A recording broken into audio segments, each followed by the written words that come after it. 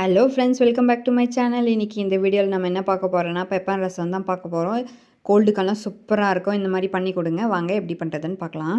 ரசம் செய்ய நான் ஒரு நெல்லிக்காய் சைஸ் புளி எடுத்து வச்சுருக்கேன். அதை வந்து நல்லா நம்ம ஒரு டைம் வாஷ் பண்ணிவிட்டு எடுத்துக்குவோம். அப்புறமா ஒரு 5 நிமிஷம் ஊற வைப்போம். இது வந்து நான் அரிசி கழுவின தண்ணி, அதாவது 3வது டைம் நம்ம அரிசி கழுவோம்ல, அந்த தண்ணியை நான் எடுத்து வச்சுருக்கேன். அதில் பண்ணிங்களான்னா உங்களுக்கு வந்து புளி கலர் வராது. சில பேர் வந்து கருப்பு புளி எடுத்திருப்பாங்க. அதனால் இதை நல்லா கரைச்சிட்டு அரிசி கழுவின தண்ணியில் போட்டுக்கிறேன். 2 டேபிள் ஸ்பூன் மிளகுத்தூள் போட்டுக்கோங்க. 3 டேபிள் ஸ்பூன் வந்து பெப்பர் பவுடர் போட்டுக்கோங்க. இங்கே நான் ஒரு முழு பூண்டு எடுத்திருக்கேன். அதை வந்து தோலோட வந்து நல்லா இடித்து எடுத்துக்கோங்க. பாருங்கள், நல்லா இடிங்க. அப்போ தான் வந்து உங்களுக்கு தோல் வந்து நசுங்கி வரும். இப்போ இதை எடுத்துகிட்டு நம்ம வந்து புளி தண்ணியில் சேர்த்துக்கலாம். புளி தண்ணியில் சேர்த்துட்டு நல்லா வந்து கையிலே வந்து நல்லா பிசைஞ்சு விடுங்க. அப்போ தான் வந்து அதோட ரசம் வந்து உங்களுக்கு தண்ணியில் மிக்ஸ் ஆகும்.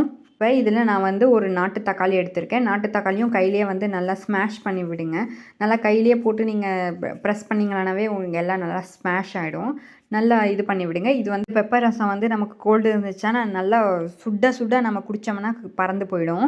இப்போ கொஞ்சோண்டு உப்பு போட்டு நல்லா மிக்ஸ் பண்ணி விடுங்க. கொத்தமல்லி போட்டுக்கோங்க. கொத்தமல்லியும் நல்லா மிக்ஸ் பண்ணி விடுங்க. அதாவது பூண்டு, தக்காளி, கொத்தமல்லி எல்லாமே நல்லா கையிலே வந்து பிசைஞ்சு விடுங்க.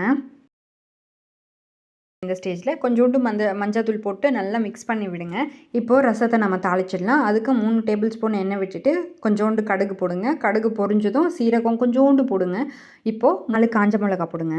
இஞ்சி பெருங்காயம் போட்டுட்டு கரண்டியை வச்சு நல்லா இந்த மாதிரி ரைட்டாக இப்படி புளி தண்ணியை வந்து ரைட்டாக மிக்ஸ் பண்ணி விட்டுட்டு அதை வந்து நம்ம இதில் தாளிச்சதில் சேர்த்துக்கலாம்.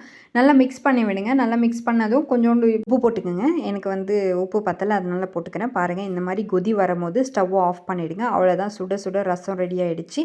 தேங்க்ஸ் ஃபார் வாட்சிங்.